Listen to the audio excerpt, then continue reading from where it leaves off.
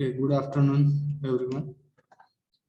In previous lecture, we have started our fuzzy system, or before that, we have studied what is mean by fuzzy logic. Just we'll take a one review in that. Okay, what is mean by fuzzy logic? Again, we have discussed related to history and background of the fuzzy logic. Again, we have seen fuzzification process, rule evaluation, and defuzzification. With these three parts, we have understood with the help of one example in last lecture. Only part from this fuzzy logic is remaining is the fuzzy controllers. Okay, today we will discuss that one, and we will start our next part is the next part is the artificial neural network. Okay, what do you mean by artificial neural network? Before that, first we should understood our neural network, human neural network, or the biological neural network.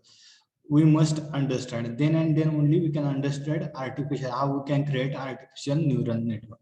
Okay, जर आपल्याला आपलंच माहित नसेल की neural network कसं कशा पद्धतीने work होतं किंवा बायोलॉजिकल न्यूरल नेटवर्क हे कशा पद्धतीने वर्क होतं ते आपल्याला माहित नसेल तर आपल्याला how to generate how to create artificial that neural networks we don't understood that part. Okay, before for that first we will understood that one, and then we will create artificial neural network. Okay, might be you understood this part. Just directly we'll take the review of that. What do you mean by fuzzy logic? Means simply you can remember that fuzzy logic is nothing but we can say that degree of truth. Okay, how much degree of truth of that function or that problem which is defined with the help of fuzzy logic. And our traditional logic we can define yes or no in the form, but in the fuzzy logic we can define with certain levels like very little, somewhat, moderate, fairly, and very much. Like that only we can define. Okay, we have seen one example of that one, history background of this one we have discussed in the again. It consists of this architecture of this fuzzy logic. Also, it is known as the fuzzy controller. Okay, if it is combined of these four components, it consists of fuzzy controller. Which are those? Fuzzification, rule based, inference engine, and defuzzification. Okay, this one is the our part. Next, we have discussed related components of fuzzy logic. We have seen one example of air cooler with fuzzy logic with the help of if then statement. Okay, mostly we can use in fuzzy logic if then statements. Okay, maximum वेळेस आपण काय करणार आहे तर एखादं fuzzy logic लिहित असेल तर त्यावेळेस कोणती स्टेटमेंट यूज करणार आहे तर if and then. You can remember this things because somewhere it may ask which logic or the which condition is maximum used in the fuzzy logic. Okay, you must understood. Okay, these are the some application. Last time also we have seen the two application of one famous application of fuzzy logic is our washing machine, and second one is the our which one we have seen air conditioner. Okay, again a classic set or the set how we can define. Okay, crisp set means the input which is provided to the fuzzification, it is crisp set. And how we can define that crisp set? Okay, crisp set, it is a set which is generated from the our elements of that global set. Next, fuzzy set theory, we have seen this one, a crisp, non-crisp, with the one example. How we can define in crisp logic? We can define either.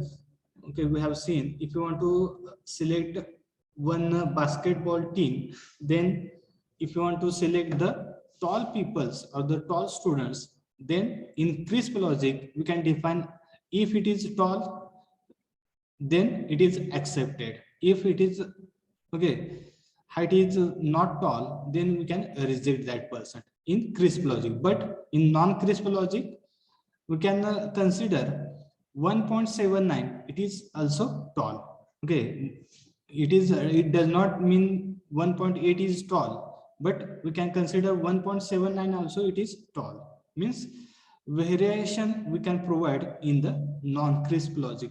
Okay. Okay, again we have seen it is non-crisp fuzzy sets. Okay, this is additional information, just go through it if you understood well and good, otherwise you just skip part this. Just remember this fuzzy operation, just go through it. Okay, last time we have discussed this in last lecture. You can go through it, that part, and you will understand, no problem at all. Okay, if you take a one by one bit, then it will take the much more time to complete this one.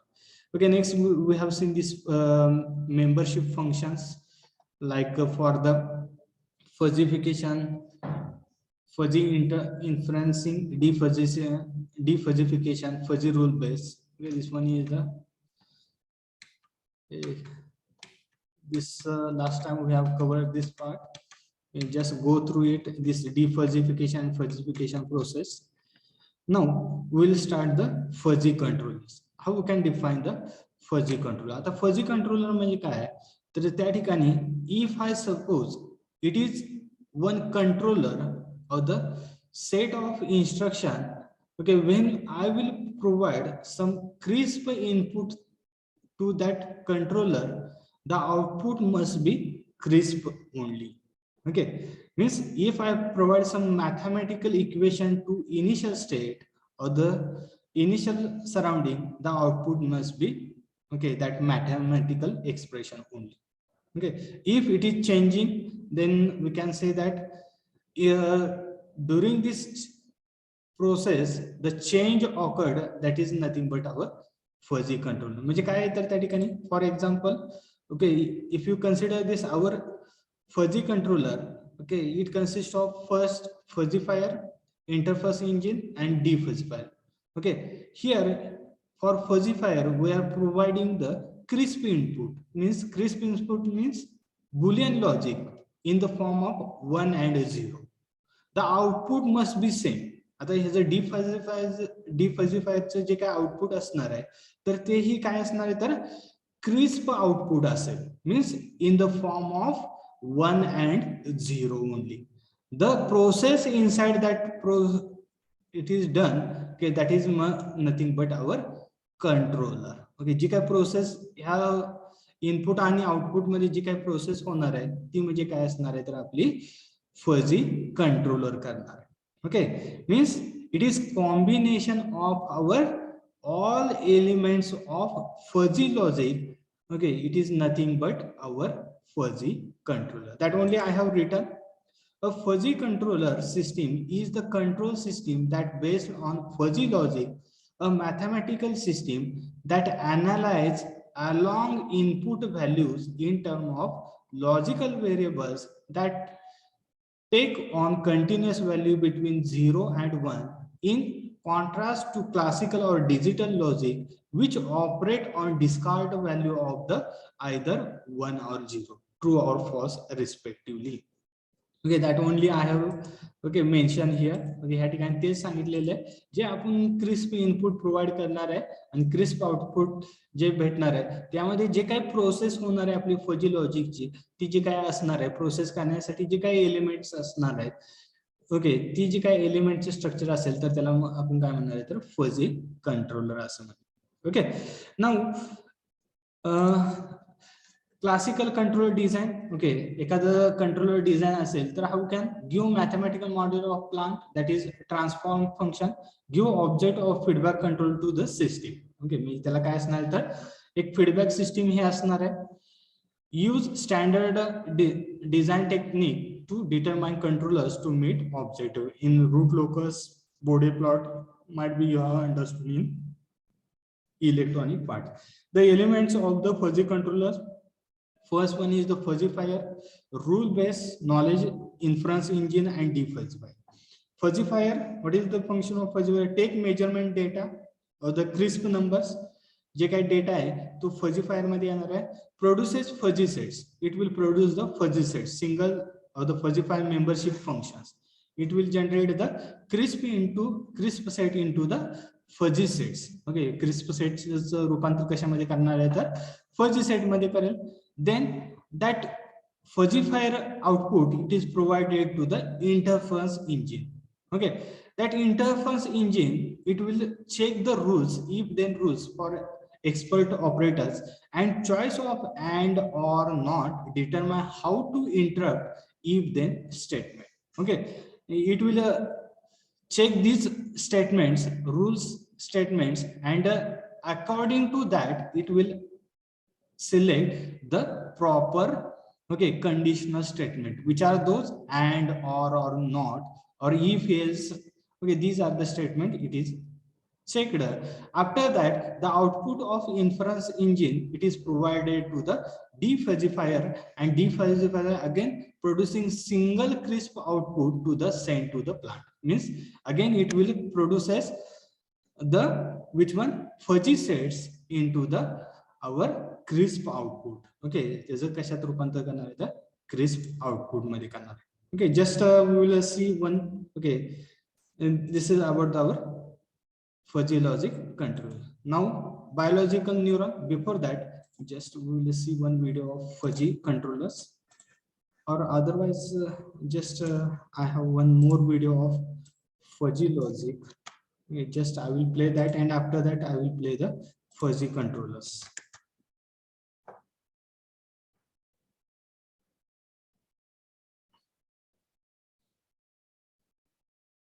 Hello friends, welcome to this session. आज की Just watch carefully this video. के बारे में, और इस video में हम fuzzy logic के बारे में सारे इंपॉर्टेंट पॉइंट्स, सारे की पॉइंट डिस्कस करेंगे जो आपके कॉग्निटिव एग्जाम्स या फिर आपके यूनिवर्सिटी या कॉलेज लेवल एग्जाम्स में बहुत ज्यादा हेल्प करेंगे. और वैसे भी फजी लॉजिक जो है आर्टिफिशियल इंटेलिजेंस का काफी इंटरेस्टिंग टॉपिक है. तो सबसे पहले पॉइंट से हम स्टार्ट करते हैं. Who is the father of fuzzy logic? लॉकफीज़ादे.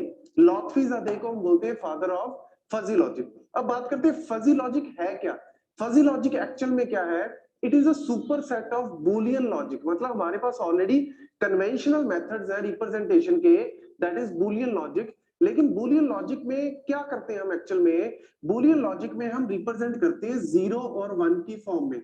मतलब या तो हम कंप्लीटली ट्रू या फिर कंप्लीटली फॉल्स की बात कर रहे हैं, मतलब हाँ या ना की बात कर रहे हैं, बीच में कोई बात नहीं है. डिस्क्रीट वे से बात करते हैं, या तो आंसर मेरा 0 होगा या आंसर मेरा 1 होगा. लेकिन जब भी हमें कॉन्टिन्यूस वे में रिप्रेजेंट करना पड़ता है, वहां पे बूलियन लॉजिक जो है वो फेल हो जाता है. जैसे अगर सिंपल से पॉइंट से हम बात करें, आज मैंने खाना खाया या मैंने खाना नहीं खाया, तो इस चीज को हम रिप्रेजेंट कर सकते हैं किससे? बूलियन लॉजिक से. खाना खाया मतलब यस, नहीं खाना खाया यस और नो, मतलब इस वैल्यू को हम 0 या 1 से रिप्रेजेंट कर सकते हैं. लेकिन फजी लॉजिक जो है एक एडवांस टॉपिक है, एक एडवांस रिप्रेजेंटेशन की टेक्निक है, जिसमें हम बात करते हैं सबसे पहला पॉइंट, रिप्रेजेंट द अनसर्टेनिटी.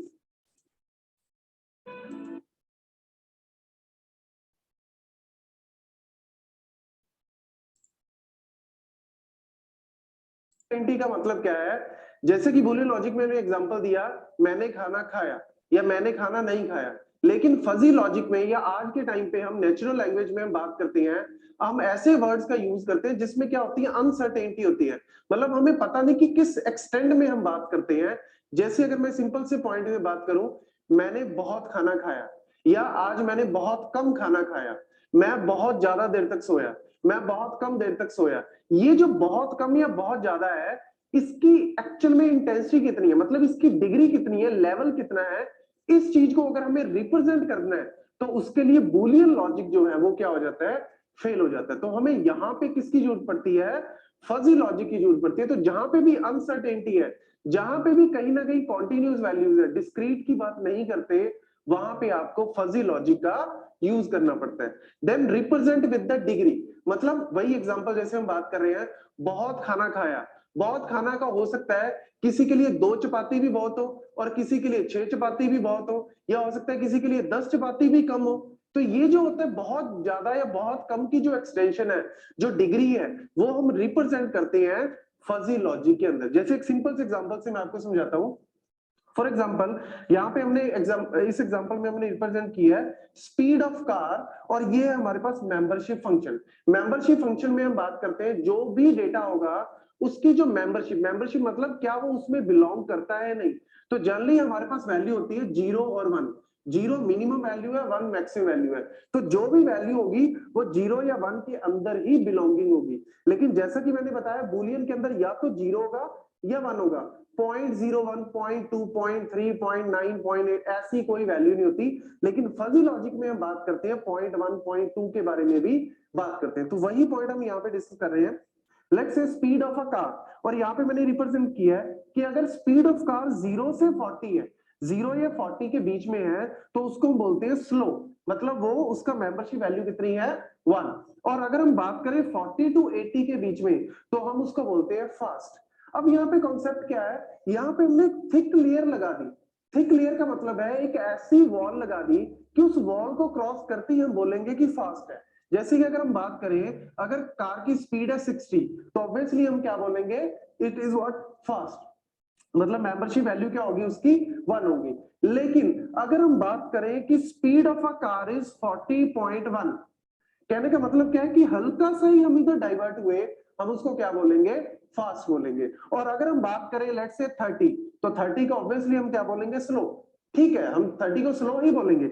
लेकिन अगर 30.9 है, मतलब 39.9 है, 39.8 है, 39.7 है, इसको आप क्या बोलोगे?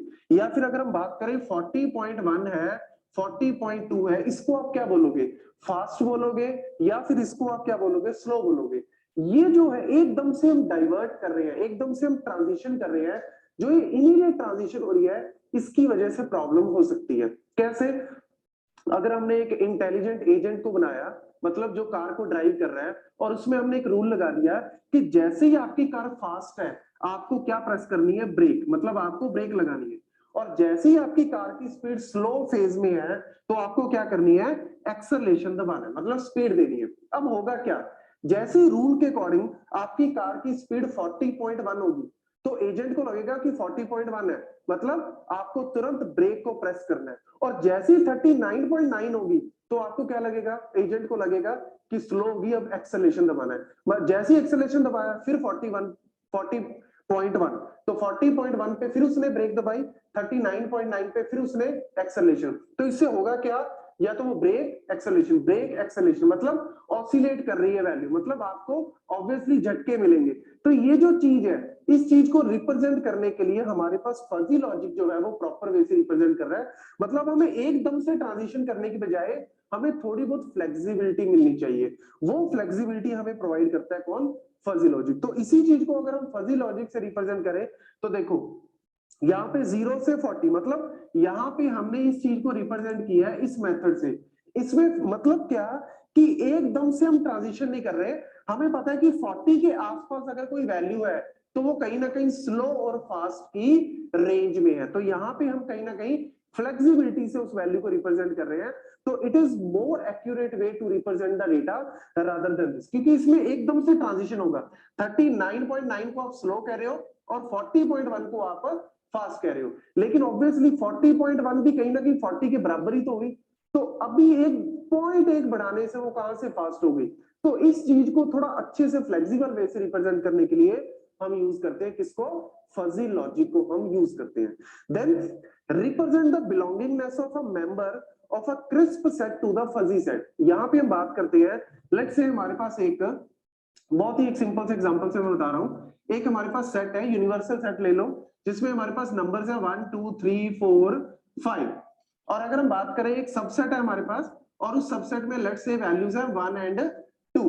तो अगर हमें पता करना है कि whether this subset S belongs to U, मतलब whether S contains inside U, अगर हमें ये फाइंड करना है, तो बूलियन के अकॉर्डिंग क्या होगा, देखो 1 कंटेन कर रहा है इसमें, यस, तो यानी 1,1 मतलब ये वैल्यू है। 1 मतलब ये क्या है, x वैल्यू है। और ये जो 1 है, ये क्या है, म्यू।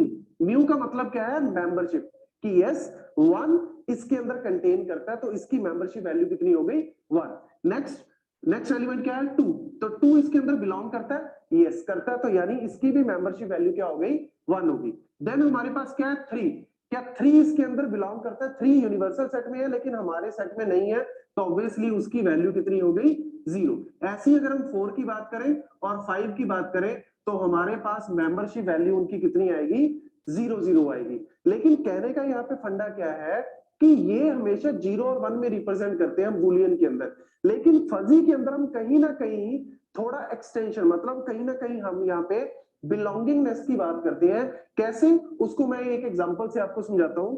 लेट्स से कि हमारे पास यहाँ पे फाइंड आउट करना है, check the degree of fastness, मतलब हम यही एग्जांपल कार का एग्जांपल ले रहे हैं, check the degree of fastness of a car. इस चीज को अगर हमने रिप्रेजेंट करना है, हमने कह दिया कि if the speed of the car, मतलब कोई भी एक्स की वैल्यू लेते हैं, लेस देन इक्वल टू 40 है, तो मतलब उसकी जो फास्टनेस है, जो डिग्री है, जो एक्सटेंशन है, वो क्या है, 0 है। अगर स्पीड जो है वो 50 से ज्यादा है, 50 या 50 से ज्यादा है, 1 है। लेकिन अगर स्पीड 40 टू 50 के बीच में है, तो हम इस फॉर्मूले के अकॉर्डिंग, इस मेंबरशिप फॉर्मूले के अकॉर्डिंग हम वैल्यू को निकालेंगे। अब होगा क्या, लेट्स से कि अगर हम x की वैल्यू लेते हैं 30, मतलब स्पीड हमने ली 30, तो obviously 30 less than equal to 40, 30 obviously less than 40 है, तो यानी इसकी मेंबरशिप वैल्यू कितनी आई, 0 आई। मतलब कहने का कि कार जो है वो स्लो फेज में है। और ऐसे ही अगर हम x की वैल्यू लेते हैं लेट्स से 60, तो 60 क्या है, 60 ग्रेटर देन 50, तो ऑब्वियसली 60 जो है उसकी मेंबरशिप वैल्यू क्या आई, 1, कि यानी ये फास्ट है, ये पक्का फास्ट है। मतलब 30 पक्का स्लो है, 60 मतलब पक्का 1 है, मतलब फास्ट है।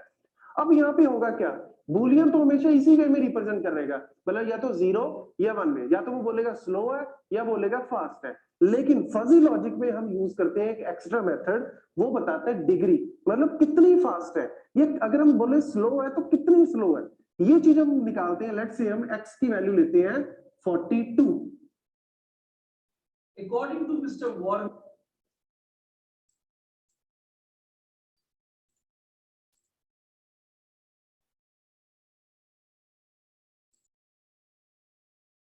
हम लेते हैं और इस फॉर्मूले के अकॉर्डिंग हम पुट करें, तो 42 माइनस 40 डिवाइड बाय 10, ये 10 आया एक्चुअल में, जो हमने यहाँ पे गैप ली है 40 और 50 के बीच में गैप कितना है, 10 का, तो उसके अकॉर्डिंग हमने निकाला speed minus 40 which is a minimum value divide by 10। तो ये आंसर कितना आया, 2/10, और 2/10 यहाँ पे 1/5 विच इज व्हाट, 0.2। 0.2 का मतलब है कि yes, check the degree of fastness, कि यहाँ पे डिग्री ऑफ फास्टनेस कितनी आई आपकी, 0.2। यानी आप कह सकते हो कि अगर स्पीड 42 है, तो यहाँ पे हमारे फॉर्मूले के अकॉर्डिंग क्या है, 40 से अगर कम है तो यानी वो स्लो है। लेकिन 42 पे हम एकदम से ये नहीं बोलेंगे कि फास्ट है, ये एकदम से ये नहीं बोलेंगे स्लो है, हम बोल रहे हैं कि यस फास्ट है, लेकिन up to the degree of 0.2। और ऐसी अगर हम बात करें, लेट्स से x की वैल्यू को मैं 45 लेता हूं, तो 45 माइनस 40 डिवाइड बाय 10, तो क्या होगा, 5/10 which is what, 1/2 which is 0.5। मतलब कि yes again it is what, fast, लेकिन उसकी डिग्री ऑफ फास्टनेस कितनी है यहाँ पे, 0.5। और ऐसे अगर हम ले लेट से x की वैल्यू 48, तो 48 minus 40 divide by 10 which is what, 8/10, जिसको आप बोल सकते हो 0.8। मतलब ये वैल्यू जो है वो बढ़ती जा रही है, मतलब फास्टनेस की जो डिग्री है वो बढ़ती जा रही है। और जैसे ही हम वैल्यू x की 50 लेंगे, तो वो क्या हो जाएगी, वैल्यू 1 हो जाएगी, क्योंकि वो तो हमने ऑलरेडी डिफाइन किया हुआ है। तो यहाँ पे वही चीज हम एक्सप्लेन करने जा रहा हूँ कि जो यहाँ पे हम वैल्यू को रिप्रेजेंट करते हैं वो हम डिग्री में रिप्रेजेंट करते हैं। मैं यहाँ पे अगर इसका एक सिंपल वे से हम इसको रिप्रेजेंट करें, ग्राफिकल वे से, तो ये देखो, यहाँ पे हमारे पास म्यू है, दैट इज अ मेंबरशिप, यहाँ पे हमारे पास स्पीड है, तो 0 से 40 तक, 0 से 40 तक ऑब्वियसली हमारे पास जो है वैल्यू कितनी है, 0, मतलब मेंबरशिप की वैल्यू कितनी है यहाँ पे, 0। और यहाँ पे अगर मेंबरशिप की वैल्यू मैं 1 लेता हूं, तो यहाँ पे हमारे पास 50 पे वैल्यू कितनी हो जाती है, 50 पे वैल्यू हो जाती है यहाँ पे 1। तो ये जो वैल्यू रिप्रेजेंट कर रहा है, ये रिप्रेजेंट कर रहा है इस तरीके से, मतलब कहने का कि 42 लेते हैं तो मेंबरशिप की वैल्यू कितनी हो जाएगी, 0.2, 0.4, 0.5, इस तरीके से करते करते अगर हम 48 लेते हैं, यहाँ पे कहीं ना कहीं 48 होगा, तो 48 पे मेंबरशिप की वैल्यू क्या होगी, 0.8। तो अगर बुलियन में हम बात करें, तो बुलियन बोलेगा या तो वो स्लो है 0 या फास्ट है 1, बीच में कोई बात नहीं करेगा। लेकिन ये कहीं ना कहीं डिग्री की बात कर रहा है कि कितनी फास्ट है, ये कितनी ज्यादा फास्ट है, कितनी कम है। तो यहाँ पे हम कहीं ना कहीं रिप्रेजेंट कर सकते हैं प्रॉपर वे से, फ्लेक्सिबल वे से डेटा को। सो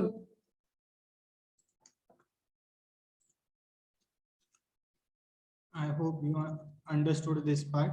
Okay, how that okay, membership function and the we can define that gradually. Okay, here also I have written same things. You just the car limit if exceed what is the problem, and here you will check that one. Okay, you will understood from this. Okay, I have taken same example of car here and I have represented that. You should go through it. You will understood definitely, no problem. Next, fuzzy controller. Fuzzy controller means the processing inside the control. The input must be and output must be same. Crispy input we are providing to fuzzifier. The defuzzifier output is the crisp output only. The inside the process is nothing but our fuzzy controller. Okay, just we will see with one example. He has explained very nicely. Just we will watch that carefully, okay, and we will understood that how actually it is carried out. अब बिना चकले के रोटी बनाना हुआ आसान। पेश करते हैं silicon mat for चप। Okay, आज के इस वीडियो ट्यूटोरियल में हम एक बहुत ही इंपॉर्टेंट फजी लॉजिक का कॉन्सेप्ट को डिस्कस कर रहे हैं। That concept is called fuzzy logic controller. तो ये देखते हैं फजी लॉजिक कंट्रोलर होता क्या है, कैसे काम करता है। सबसे पहले तो हम ये जानते हैं कि फजी थ्योरी जो होती है उसको हम बहुत सारे एप्लीकेशंस में, जैसे फजी रीजनिंग में, फजी क्लस्टरिंग में, फजी प्रोग्रामिंग में इस्तेमाल कर सकते हैं। इनमें से जो फजी रीजनिंग है उसी को हम फजी लॉजिक कंट्रोलर बोलते हैं। यानी कभी कभी बीच में हमें कुछ रीजनिंग अप्लाई करनी पड़ेगी किसी स्पेसिफिक डिवाइस में, किसी और ऐसी जगह जहां हम आर्टिफिशियल इंटेलिजेंस को अप्लाई कर रहे हैं या मशीन लर्निंग को अप्लाई कर रहे हैं, जहां पर हमें कुछ रीजनिंग अप्लाई करनी होगी और वहां पर हम इस्तेमाल करेंगे फजी लॉजिक कंट्रोलर का। ओके, ये बहुत ही flexible set of if then rules को इस्तेमाल करते हैं। यानी इफ देन के अकॉर्डिंग हम एक तरीके की प्रोग्रामिंग कर लेते हैं जिससे हम एक स्पेसिफिक चीज को सेट कर सके। मान लीजिए एयर कंडीशनर है, तो एयर कंडीशनर की कूलिंग कितनी होनी चाहिए, तो वो अलग अलग इफ देन वैल्यूज के अकॉर्डिंग सेट की जा सकती है, राइट। उसी तरीके से वॉशिंग मशीन है, तो वो किस तरीके से कपड़ों को कितनी डर्ट के लिए कितना उसको पावर लेना है, किस स्पीड से मूव करना है एंड ऑल अदर थिंग्स, वो सारी की सारी डिसीजंस जो हैं हम वो इफ देन रूल्स के अकॉर्डिंग फाइंड आउट कर सकते हैं और उसके बाद हम उसका एक specific output value find out कर सकते हैं। तो अब इसकी जरूरत क्यों पड़ी? क्योंकि कभी कभी क्या होता है कि बहुत सी ऐसी सिचुएशंस हैं जहां पर एग्जैक्ट मैथमेटिकल फॉर्मुलेशन जो है किसी प्रॉब्लम की वो अवेलेबल नहीं होती या डिफिकल्ट होती है। तो ऐसी सिचुएशन में हमारा जो आउटपुट होता है, जो वैल्यू होता है, वो अनप्रेडिक्टेबल होती है ऐसे टाइम पर। तो इन सिचुएशंस में हम क्या करते हैं, हम एक फजी सिस्टम को फॉलो करते हैं जिससे हम इन तरीके की प्रॉब्लम्स को सॉल्व कर सकें। तो फॉर अनप्रेडिक्टेबल आउटपुट और फॉर अ सिचुएशन जहां एग्जैक्ट मैथमेटिकल फॉर्मुलेशन प्रॉब्लम की नहीं बन पा रही है, वहां पर हम क्या इस्तेमाल करेंगे, ये specific logic, right. Okay, fuzzy logic controller कैसे काम करता है, ये इसका क्या एक सिस्टम है वो इस डायग्राम में दिखाया गया है। सबसे पहले हम इनपुट्स प्रोवाइड करते हैं। इनपुट्स आर वेरी इंपॉर्टेंट, क्योंकि जब तक हमारे पास इनपुट्स नहीं होंगे हम कुछ काम नहीं कर सकते। तो inputs are very important. Inputs को भेजा जाता है फजी लॉजिक कंट्रोलर में। फजी लॉजिक कंट्रोलर में आने के बाद इनपुट को एक फजीफिकेशन मॉड्यूल में भेजा जाता है जो फजीफाई करता है, यानी क्रिस्प डेटा को फजी डेटा में कन्वर्ट करता है, ठीक है। अब जब डेटा फजी डेटा में कन्वर्ट हो गया तो फिर हम उसको एक इन्फरेंस मॉड्यूल में भेजते हैं। इन्फरेंस मॉड्यूल क्या करता है, हमारे रूल बेस से एक तरीके का हमारे पास एक नॉलेज बेस है, एक डेटाबेस है, जिस डेटाबेस में इफ देन रूल्स पहले से मेंशन्ड हैं, उन रूल बेस्ड से इन्फरेंस अप्लाई करता है, उस पे कुछ लॉजिक अप्लाई करता है और उसके बाद एक लॉजिकल आउटपुट, एक फजी आउटपुट निकालता है जिसको वो डीफजिफिकेशन मॉड्यूल में भेजता है। As the name suggests, हमने डीफजिफिकेशन मेथड पढ़े हैं। उन डीफजिफिकेशन मेथड्स में से कोई भी एक मेथड को अप्लाई करके उस फजी आउटपुट को क्रिस्प आउटपुट में कन्वर्ट करके बाहर दे दिया जाता है। तो ये स्पेसिफिक हमारा स्टेप हो गया। क्या? इनपुट, उनको फजी क्रिस्प इनपुट, उसको हमने फजी डेटा में कन्वर्ट किया, इफ देन रूल्स के थ्रू इन्फरेंस या लॉजिक्स उसमें अप्लाई किए, जो हमारा आउटपुट मिला उसको वापस क्रिस्प सेट में, क्रिस्प डेटा में कन्वर्ट करके हमको दे दिया गया। अब इसके कुछ स्पेसिफिक स्टेप्स हैं that we have to understand later. पहले हम ये समझते हैं कि कौन कौन से अप्रोचेस हैं। दो स्पेसिफिक अप्रोच हैं जो फजी लॉजिक कंट्रोलर के लिए इस्तेमाल है, ये जिससे हम इन फजी लॉजिक्स को इस्तेमाल कर सकते हैं। One is Mamdani approach, another is Takagi Sugeno approach. Mamdani approach आसान है, करने में इजी है, इम्प्लीमेंटेशन इजियर है, लेकिन तकागी सुगेनो अप्रोच जो है वो आपको एक बेटर रिजल्ट देता है। थोड़ा कठिन जरूर है, इम्प्लीमेंटेशन थोड़ा मुश्किल है, लेकिन इसका रिजल्ट बेटर है। तो ज्यादातर हम ममदानी अप्रोच को ही इस्तेमाल करते हैं because implementation is easier, right. तो ममदानी अप्रोच में है क्या, ये लिंग्विस्टिक फजी मॉडलिंग को इस्तेमाल करता है। अब लिंग्विस्टिक क्या है? लिंग्विस्टिक का मतलब, मान लीजिए हमारे पास ट्रू एक स्टेटमेंट है या ट्रू एक वेरिएबल है, तो इसकी लिंग्विस्टिक वैल्यूज जो होंगी वो क्या होंगी? Very true, completely true, not very true, untrue. तो इस तरीके से हम क्या कर सकते हैं, इनकी लिंग्विस्टिक वैल्यूज को फाइंड आउट कर सकते हैं। हम कोई स्पेसिफिक रेंज पर नहीं जा रहे हैं, है ना। बहुत अच्छा, गुड है, अच्छा, बहुत अच्छा, very very good, okay, excellent. We can give different linguistic values to a variable, और ये ममदानी अप्रोच इसी पर काम करता है, ठीक है।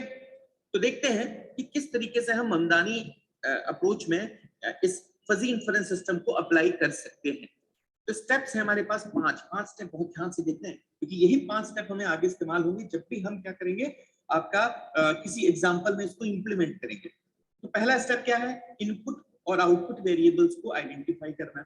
अब मान लीजिए एक वॉशिंग मशीन है, तो वॉशिंग मशीन के लिए आपने बोला कि इनपुट क्या है, कि जो कपड़ा है वो कितना गंदा है, okay, dirty, very dirty, very very dirty, very very very dirty, extreme dirty and so on. ये सब हमारे लिंग्विस्टिक वेरिएबल्स हो गए इनपुट के लिए। अब आउटपुट के लिए क्या है कि मशीन को कितना काम करना है, much work, later work, small work, और जो भी उसका स्पेसिफिक वर्क होगा, that will be basically you will say is linguistic variable of output, okay। Second step में हम क्या करते हैं, मेंबरशिप फंक्शंस को डिफाइन करते हैं हर इनपुट और आउटपुट वेरिएबल के लिए। अब आपने जो भी लिया, आपने लिया कि से वेरी डर्टी, तो वेरी डर्टी के लिए जो लिंग्विस्टिक वेरिएबल हुआ उसको फाइंड किया, उसकी मेंबरशिप वैल्यू को निकाला, फिर वेरी वेरी डर्टी का निकाला, ठीक है, फिर क्लीन का निकाला, ओके। तो इस तरीके से जितने भी हमारे लिंग्विस्टिक वेरिएबल्स होंगे सबके हम क्या करेंगे, मेंबरशिप फंक्शंस को फाइंड करेंगे। फिर इसके बाद एक रूल बेस डिफाइन होगा, जो इफ देन रूल्स होगा, कि इसके कंडीशन पे क्या होना चाहिए, इस कंडीशन पे क्या होना चाहिए, इस कंडीशन पे क्या होना चाहिए, बहुत गंदा है तो क्या करे, कम गंदा है तो क्या करे, सो ऑन। तो there will be if then rules. फिर उन रूल्स का इवैल्यूएशन होगा और फाइनली हमें एक आउटपुट मिलेगा। उस फजी आउटपुट को हम फिर डिफजिफिकेशन मॉड्यूल में डालकर क्या करेंगे, डिफजिफिकेशन रूल्स हमने पढ़ लिए हैं, तो उन डिफजिफिकेशन रूल्स को अप्लाई करके हम फिर क्रिस्प सेट में कन्वर्ट करेंगे। तो ये 5 हमारे स्पेसिफिक स्टेप्स हैं। हम अगली वीडियो में बेसिकली क्या करेंगे, एक एग्जांपल लेंगे और उस एग्जांपल को ममदानी अप्रोच पर बेस करेंगे और फाइंड आउट करेंगे कि इन 5 स्टेप को अप्लाई करके हम किस तरीके से इस फजी लॉजिक कंट्रोलर को। Okay, I hope you understood this part.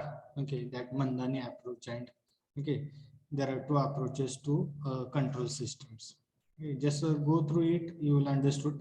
Just remember that fuzzy controllers are the controller which will fuzzyfy the problems, and it will give the output as a crisp. Okay, crisp input and a crisp output.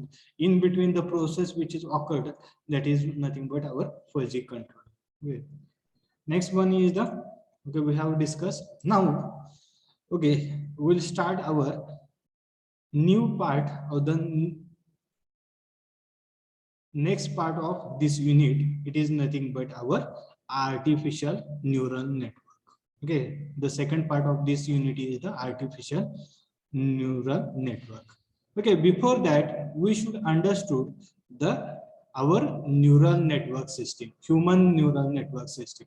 Okay, आता artificial neural network बघण्यापूर्वी आपल्याला पहिल्यांदा माहित असलं पाहिजे की हे neural network काय आहे, आणि आपली जी काही ह्यूमन आहे त्या ह्यूमन मध्ये हे न्यूरल नेटवर्क कशा पद्धतीनं तुमचं न्यूरल नेटवर्क वर्क होतं हे आपल्याला माहित असणं गरजेचं.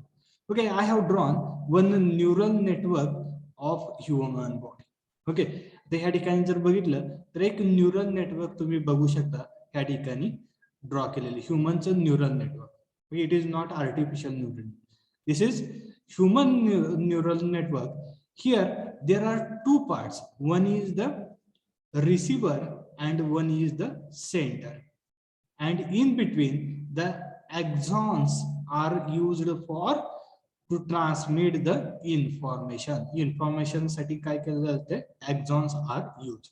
Here in our body there are dendrites. Okay, these dendrites are used to receive the information from the outside body. Okay, if you take the example of hand, okay, जर हात बघितला सगळ्यांनी तर ह्या हातामध्ये बरेचसे डेंड्राइट आहेत आपले. Okay, it will receive the information from surrounding. आता जर इथं एखादी गरम वस्तू असेल आणि माझा हात त्या ठिकाणी ठेवला असेल, suppose consider this one is the hot plate, then if I press here, म्हणजे त्यावरती हात ठेवला तर काय करणार आहे, तर this dendrites receive the information. ही जी काही डेंड्राइट आहे ते काय करणार आहे, तर इन्फॉर्मेशन म्हणजे काय आहे, तर ही बॉडी गरम आहे म्हणून त्या ठिकाणी तो काय करणार आहे, तर त्याचं आउटपुट जनरेट करणार आहे. ओके, किंवा जे काही इन्फॉर्मेशन आहे तो डेंड्राइट रिसीव करेल and it will transmit to the that information, it will transmit to the with the help of this axon. Okay, ही जी काही डेंड्राइट ने रिसीव केलेली जी काही इनपुट इन्फॉर्मेशन आहे तर तो काय केलं जाणार आहे, तर हीट आहे म्हणून सांगितलेली काय करणार आहे, तर जर ॲक्झॉनच्या साहाय्याने, ओके, ॲक्झॉनच्या साहाय्याने काय केलं जाणार आहे, तर ती इन्फॉर्मेशन प्रोव्हाइड केली जाणार आहे. तर ती इन्फॉर्मेशन कुठं प्रोव्हाइड केली जाईल, तर त्या ठिकाणी त्या न्यूक्लियसला or the next nucleus la provide kare, and the nucleus or directly you can say that it is provided to the brain. Okay, directly kuda provide keli janar आहे तर आपल्या brain ला provide करेल, and brain accordingly brain it will decide, okay, whether we have to remove the hand from that plate, hot plate or not. Okay, म्हणजे त्या ठिकाणी काय केलं जाणार आहे, तर ह्या गोष्टी लक्षात ठेवा. डेंड्रॉइट्स आहेत, हे डेंड्रॉइट्स काय करणार आहेत, तर इनपुट इन्फॉर्मेशन रिसीव्ह करण्यासाठी हे डेंड्राइट्स यूज करणार आहेत. त्यानंतर ॲक्झॉन काय करणार आहे, तर it will the pass the information in the form of electrical signals or the chemically. Okay, ही जी काही इन्फॉर्मेशन आहे तर इलेक्ट्रॉनिक सिग्नल मध्ये किंवा केमिकलच्या स्वरूपात तो आपल्या ब्रेनला प्रोव्हाइड करेल, आणि ब्रेन काय करेल, तर त्या ठिकाणी अकॉर्डिंगली, ओके, जी काय आउटसाइड कंडिशन आहे त्या कंडिशन नुसार काय करणार आहे, तर it will take the decision. Okay, म्हणजे जर हॉट असेल तर ते काय करणार आहे, तर it will pass the signal to dendrites to remove the hand from that hot plate. Okay, understood. Means the process from dendrite to here, okay, brain, this process is nothing but our neural network. ही जी काय process पास होणार आहे, तर ही जी काय process आहे म्हणजे काय, कुठली process आहे, डेंड्राइट ने काय करणार आहे, तर आपलं सराउंडिंगचं टेम्परेचर मेजर केलं जाणार आहे, किंवा सराउंडिंगची जी काय फिजिकल ऍक्टिव्हिटी आहे ती मेजर केली जाईल. ती ऍक्टिव्हिटी मेजर केलेली ब्रेनला कशा थ्रू पास केली जाणार आहे, तर आपल्या एक्झॉनच्या साहाय्याने पास केली जाईल with the help of electrical signals or the chemical reaction.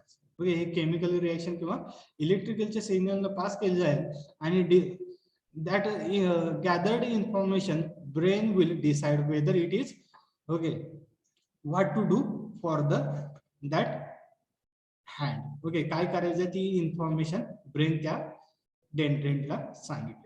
Okay, that only I have written. A biological neuron, also known as the nerve cell, is a cell that take in processes and transmit the information through electrical and chemical signals. It is one of the basic elements of our nervous system. ही सगळ्यात आपली basic nervous system आहे. Okay, आता हीच आपण काय करणार आहे, तर we are generating artificially. Okay, and if I generate similar kind of system, that system is nothing but artificial neural network. त्यालाच काय करणार आहे, तर artificial neural network असं. The dendrite receive the input pulses from the neighboring nerves in the brain. Okay, हे काय करणार आहे, तर आपले जे काही साइडचे डेंड्राइट्स आहेत त्याकडनं इन्फॉर्मेशन आउटसाइड इन्फॉर्मेशन रिसीव्ह केली जाईल, आणि ते काय केले जाणार आहे, तर ब्रेनला पास केली जाणार with the help of this axon. the cell body does the summation of the input pulses and the send it to the axon. Okay, the axon terminals would fire the output of the simulation from the to the next neuron connected. Okay, just okay, this is the actual process of our neural network of the nervous cell. Okay, ही जी काय process आहे आपली ही nervous सेलची process आहे आणि अशीच process आपल्याला काय करायची आहे तर आता आर्टिफिशियली जनरेट करायचं. Okay, now I have drawn artificial neuron and this one is the biological neuron or human neuron. Now here also this dendrites collect the information. Similarly here also we will collect the all the possible inputs. Okay, पहिल्यांदा सुरुवातीला काय करणार आहे तर सगळे possible unit collect करणार आहे. After that I will process, okay, that all inputs. Process is nothing but I will do the summation of all the inputs. I will do the summation of all the input. Similarly here also in dendrite also it will receive the all the input and it will combine together and it will pass this information to the brain with the help of axon. Okay, next here also it will collect the all information possible inputs from the surrounding and it will do the summation of that and it will pass to the next nervous cell or the neuron. It will pass to the next neuron and again it will pass the next neuron up to the our brain. Okay, ही काय करणार आहे तर brain पर्यंत पोहोचवलं जाणार आहे. Here up to the we can say that microprocessor or microcontroller. Okay, या ठिकाणी मायक्रोप्रोसेसर किंवा मायक्रो कंट्रोलर पर्यंत ही इन्फॉर्मेशन पोहोचवली जाणार. Okay, now just we'll see the video of related to that, how actually it is carried out. कशा पद्धतीने केले जाणार आहे हे आपण एका व्हिडिओच्या साइड आणि after that we'll understood.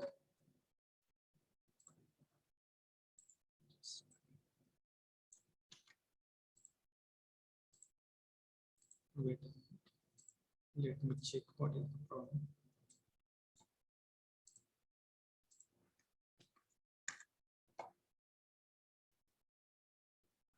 Hello friends, welcome. Okay, now see carefully. Yes, you will. तो वेट्स में शेयर आज की इस वीडियो में हम डिस्कस करने जा रहे हैं न्यूरल नेटवर्क्स के बारे में. आर्टिफिशियल इंटेलिजेंस के अंदर neural networks one of the most important topic है. ये इंपॉर्टेंट इस टर्म में है क्योंकि सबसे ज्यादा जो रिसर्च है one of the most preferable topic है ये रिसर्च एरिया के अंदर. और दूसरा बहुत सारी एप्लीकेशंस है जो डेली बेसिस पे हम लोग यूज कर रहे हैं और उनके अंदर कहीं ना कहीं न्यूरल नेटवर्क जो है वो काम कर रहा है. जैसे कि गूगल ट्रांसलेट, गूगल असिस्टेंट, इनके अंदर जो है न्यूरल नेटवर्क बहुत ही इंपॉर्टेंट रोल प्ले कर रहा है. तो यहाँ पे टॉपिक का नाम मैंने लिखा है neural network goes to artificial neural network. तो यहाँ पे हम स्टार्ट करते हैं पहले न्यूरल नेटवर्क से. न्यूरल नेटवर्क एक्चुअली में है क्या? न्यूरल यहाँ पे वर्ड है न्यूरॉन और नेटवर्क मतलब ऑब्वियसली जो न्यूरॉन्स जो है आपस में कनेक्टेड है.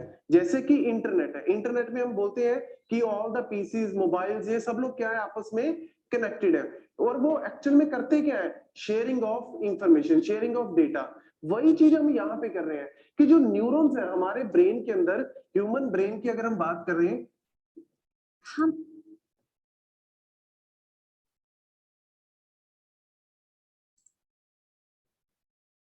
देयर आर गazillions ऑफ न्यूरॉन्स, मतलब बहुत ही हाई नंबर ऑफ न्यूरॉन्स है और वो सारे न्यूरॉन्स आपस में कनेक्टेड है विद अ नेटवर्क. और वो कनेक्टिविटी उनको क्या प्रोवाइड करती है? इंफॉर्मेशन का फ्लो करने में, डेटा को फ्लो करने में, प्रोसेस करने में, पैरेलल प्रोसेसिंग करने में वो हेल्प करती है. और ऑब्वियसली वो बहुत ही कम टाइम के अंदर डेटा को प्रोसेस करते हैं, डेटा को पास कर सकते हैं और आउटपुट जो है वो जनरेट करते हैं. अब यही ह्यूमन ब्रेन जो इस तरीके से काम कर रहा है, उसके साथ साथ ह्यूमन बीइंग में, ह्यूमन ब्रेन के अंदर बहुत ही इंपॉर्टेंट जो है वो रोल क्या करता है? लर्निंग एल्गोरिथम्स काम करते हैं. मतलब ह्यूमन ब्रेन एक्सपीरियंस से लर्न कर सकता है, अपने अंदर डेटा को ट्रेन कर सकता है. जो ट्रेनिंग की कैपेसिटी है, लर्निंग की कैपेसिटी है, वही कैपेसिटी जो है ह्यूमन ब्रेन को बहुत ही एक इंपॉर्टेंट जो है वो ऑर्गन बनाती है. तो यहाँ पे हम क्या कर रहे हैं? आर्टिफिशियल न्यूरल नेटवर्क के अंदर हम ऐसी मशीन्स बनाना चाहते हैं वो मशीन्स के अंदर बिल्कुल एज इट इज, जैसे हमारा न्यूरॉन जो है, हमारा ब्रेन सिस्टम काम करता है, वही चीज हम इंप्लीमेंट करना चाहते हैं मशीन्स के अंदर, और उस चीज को हम बोलते हैं आर्टिफिशियल न्यूरल नेटवर्क। मतलब वहां पे ऑब्वियसली बायोलॉजिकल न्यूरॉन्स नहीं होंगे जो हमारे ब्रेन में है, लेकिन वहां पे आर्टिफिशियल न्यूरल होंगे, आर्टिफिशियल न्यूरॉन्स होंगे, और वो भी उसी तरीके से कनेक्टेड होंगे नेटवर्क्स के थ्रू जैसे वो हमारे ब्रेन के अंदर कनेक्टेड है। और वो भी क्या करेंगे, लर्न करेंगे, डेटा को ट्रेन करेंगे, और ऑब्वियसली एक बेटर आउटपुट जो है वो जनरेट करने की कोशिश करेंगे। तो ये आर्टिफिशियल इंटेलिजेंस के अंदर जो न्यूरल नेटवर्क का जो सबसे बड़ा बेसिक एम है, अगर आपसे कोई भी पूछे कि न्यूरल नेटवर्क है क्या, क्या उसका बेसिक एम है, तो यही मेन एम है कि ह्यूमन ब्रेन जो है उसको हमने एज इट इज डालना है मशीन के अंदर, और वो लर्न करे चीजों को अपने एक्सपीरियंस से, और यही चीज जो है हम इंप्लीमेंट कर रहे हैं यहाँ पे। तो नेक्स्ट पॉइंट मैं यहाँ पे बताना चाहता हूँ कि ऑलरेडी हमारे पास कंप्यूटर्स अवेलेबल है, सुपर कंप्यूटर्स अवेलेबल है, हाई कंप्यूटेशनल डिवाइसेस अवेलेबल है जो पैरेलल प्रोसेसिंग कर सकते हैं। तो ऑब्वियसली वो चीजें न्यूरल नेटवर्क से अलग कैसे हैं? जैसे एक सिंपल से एग्जांपल से मैं आपको बताना चाहता हूँ, जो हमारे पास ऑलरेडी कंप्यूटर्स अवेलेबल है, अगर हम कंप्यूटर के अंदर चेक करें 8 की पावर 8, तो ऑब्वियसली वो बहुत ही कम टाइम के अंदर इसकी आउटपुट निकाल देगा। लेकिन ह्यूमन ब्रेन जो है यहाँ पे डेफिनेटली कुछ टाइम एक्स्ट्रा लेगा इस चीज को कैलकुलेट करने में। मतलब यहाँ पे ह्यूमन ब्रेन जो है वो थोड़ा लेस एफिशिएंट है, लेकिन कंप्यूटेशन के पॉइंट ऑफ व्यू से बात करें, कैलकुलेशंस के पॉइंट ऑफ व्यू से बात करें, तो जो कंप्यूटर्स है वो बहुत ही अच्छा परफॉर्म जो है यहाँ पे कर रहे हैं। लेकिन कौन सी ऐसे एरियाज है जहां पे नॉर्मल कंप्यूटर जो है वो काम अच्छा नहीं करेंगे? जैसे एक सिंपल से एग्जांपल से मैं आपको बताना चाहता हूँ। लेट्स से आप पहले दिन ऑफिस में गए, तो ऑफिस में आपने ऑब्वियसली बहुत सारे लोगों से मिले, तो आपने फेस जो है वो उनके डिटेक्ट किए, मतलब फेस को आपने रिकॉग्नाइज किया, और नेक्स्ट डे जब आप अगेन ऑफिस में गए, तो ऑब्वियसली आपका माइंड जो, आपका जो ब्रेन है वो फेस को डिटेक्ट करेगा, फेस को रिकॉग्नाइज करने की कोशिश करेगा। अब होगा क्या, वहां पे ये भी तो हो सकता है कि बहुत सारे लोग हो जो शेव करके आए हो या ट्रिम करके आए हो, मतलब कहीं ना कहीं अपने एक्सप्रेशन जो है उनके चेंज हो, तो आप कहीं ना कहीं ऑब्वियसली उनको रिकॉग्नाइज कर लोगे। तो ह्यूमन ब्रेन जो है वो लर्न करता है, ट्रेन करता है। लेकिन यही चीज अगर हम नॉर्मल कंप्यूटर में करना चाहें, तो ऑब्वियसली उसको पहले सारी स्कैनिंग करनी पड़ेगी। मतलब अगर यहाँ पे 100 बंदे हैं, 100 लोग हैं, तो उन 100 पीपल को आपको सबसे पहले स्कैन करना पड़ेगा, उनकी फोटोज को आपको पहले स्कैन करके कंप्यूटर को देना पड़ेगा। नेक्स्ट डे अगर आप फिर दोबारा से चेक करते हो, अगर आपने कहीं ना कहीं वहां पे कुछ फोटो में चेंज कर दिया, मतलब दाढ़ी थी अब दाढ़ी उन्होंने हटा दी या मूछें लगा दी, तो वहां पे जो नॉर्मल कंप्यूटर है वो रिकॉग्नाइज नहीं करेगा। अगर करेगा भी तो वो कहीं ना कहीं उसकी जो परफॉर्मेंस है, उसकी जो आउटपुट है, वो 100% प्रूफ जो एक्यूरेट नहीं होगी, वो मैक्सिमम 40 to 50% के बीच में ही लाई करेगी। मतलब वो इनएक्यूरेट सिस्टम है। वही चीज हम यहाँ पे बता रहा हूँ कि जो इनपुट डेटा है, इनपुट डेटा के ऊपर हम एल्गोरिथम्स लगाते हैं, प्रोग्रामिंग लगाते हैं, और हम क्या फाइंड आउट करते हैं, एक मीनिंगफुल आउटपुट जो है वो फाइंड आउट करते हैं। ये काम जो है वो हमारा नॉर्मल कंप्यूटर जो है वो करता है। लेकिन अब हमने नेक्स्ट यहाँ पे क्या कर दिया, न्यूरल नेटवर्क्स को इंप्लीमेंट कर दिया।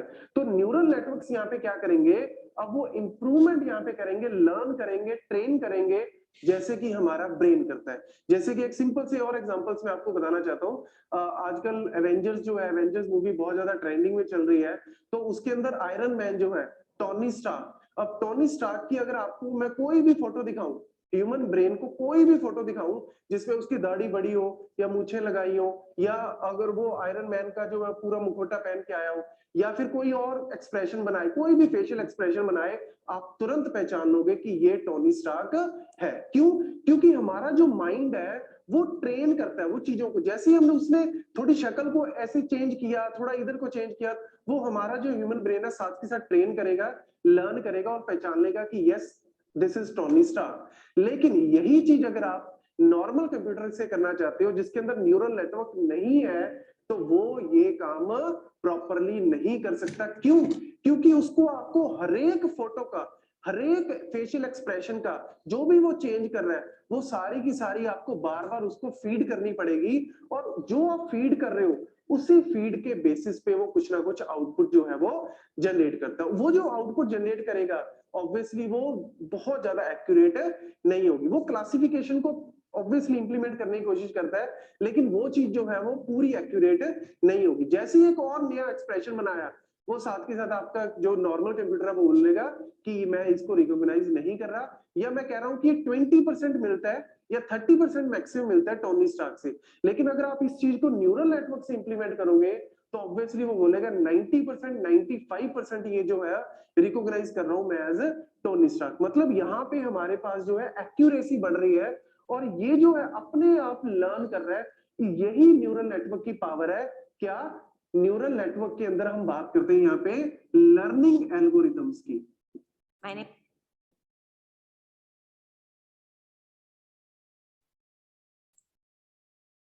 ये लर्निंग एल्गोरिथम्स ही एक्चुअल में पावर है किसकी, न्यूरल नेटवर्क्स की। और ये जो है हमारे ब्रेन के अंदर जो काम चलता है, इसी चीज को हम इंप्लीमेंट करना चाहते हैं न्यूरल नेटवर्क के अंदर। ये आजकल आपने बहुत सारी एड्स भी देखी होंगी। अभी आलिया भट्ट की एक एड थी जिसके अंदर मतलब उसका फ्रेंड जो है वो टी शर्ट के ऊपर कुछ चाइनीज में लिखा होता है, तो वो उससे पूछती है कि ये मतलब क्या है, इसका मतलब क्या है, तो वो कुछ लाइक समुराई कोई फिलोसफी की काइंड ऑफ ऐसे कुछ एग्जांपल बताता है। लेकिन जैसे ही उसने गूगल ट्रांसलेट पे उसको चेक किया, साथ के साथ उस पे जो है उसकी आउटपुट जो है वो जनरेट होगी। मतलब कहने का क्या है कि गूगल का जो डेटा है वो ऑलरेडी ट्रेन्ड डेटा है, और वो और डेटा ट्रेन करता है, और वहां पे लर्निंग एल्गोरिथम्स काम करते हैं। तो जैसे ही आप कुछ ना कुछ इनपुट डेटा दोगे, वो इनपुट को सबसे पहले मीनिंगफुल डेटा में कन्वर्ट करेगा, उसके ऊपर फिर वो न्यूरल नेटवर्क लगा के लर्न करेगा, इंप्रूवमेंट करने की कोशिश जो है वो करेगा। यहाँ पे मैंने एक छोटा सा एग्जांपल बनाया हुआ है यहाँ पे बायोलॉजिकल न्यूरॉन का। बायोलॉजिकल न्यूरॉन में हमारे पास आते हैं डेंड्राइट्स। डेंड्राइट्स क्या है, जो इनपुट को यहाँ पे फेच करते हैं, मतलब इनपुट को ये खींचते हैं। और फिर हमारे पास सेल बॉडी है यहाँ पे जो प्रोसेस करने के काम आती है। देन एक्सॉन्स है जिनके थ्रू हमारा डेटा जो है वो पास होता है, और ये हमारे पास टर्मिनल एक्सॉन्स है, और ये आगे फिर नेक्स्ट डेंड्रॉइड्स के साथ कनेक्टेड होंगे। मतलब यहाँ पे सिनेप्सिस करके बहुत सारे जो है कीवर्ड्स हम यहाँ पे यूज करते हैं। ये बायोलॉजिकल न्यूरॉन को हम इंप्लीमेंट कर रहे हैं मशीन के अंदर विद आर्टिफिशियल न्यूरॉन। तो यहाँ पे हमने क्या किया, x1 x2 up to xn जो है ये हमारी इनपुट्स है, उनके साथ कुछ एसोसिएटेड वेट्स है, और वो उसके बेसिस पे हम मैथमेटिकल फंक्शंस अप्लाई कर रहे हैं। जैसे कि यहाँ पे सिग्मा समीशन मैं यहाँ पे लगा रहा हूँ। समीशन में हो सकता है अगर मैं लीनियर फंक्शन लगा रहा हूँ तो लीनियर फंक्शन क्या है, x1 w1। हो सकता है मैं यहाँ पे सिग्मॉइड फंक्शन लगाऊं, हो सकता है मैं यहाँ पे बहुत ही डिफरेंट क्वाड्रेटिक फंक्शन लगा सकता हूँ। तो ये फंक्शन जो है मैथमेटिकल फंक्शन कुछ ना कुछ आउटपुट जो है वो जनरेट करने की कोशिश करते हैं। उस आउटपुट को फिर हम कंपेयर करते हैं थ्रेशोल्ड वैल्यूज के साथ कि क्या हमारी वैल्यू जो है वो एक्यूरेट की तरफ जा रही है या नहीं जा रही है। जो काम करते हैं हम आर्टिफिशियल न्यूरल नेटवर्क के अंदर, वो एज इट इज हमारा जो है बेस कहां पे है, वो बेस हमारा है बायोलॉजिकल न्यूरॉन।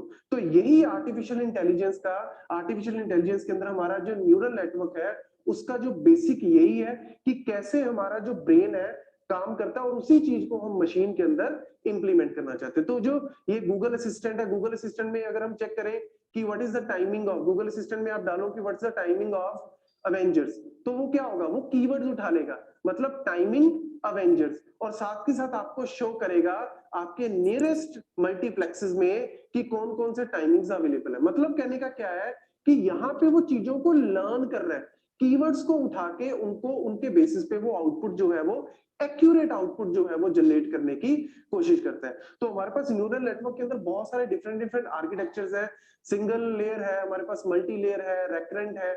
इन चीजों को हम नेक्स्ट डिस्कस करेंगे, और कैसे हमारे जो फंक्शंस है वो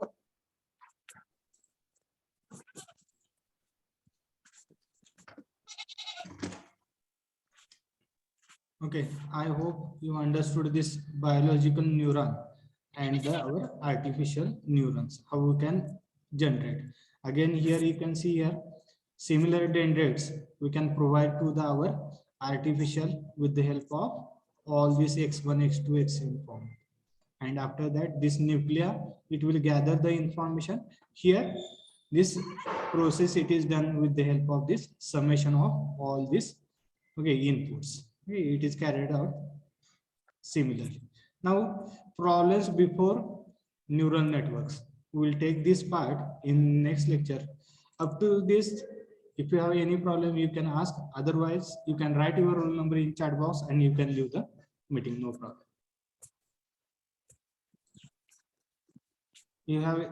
If you have any problem, you can ask. Otherwise, you can leave the meeting.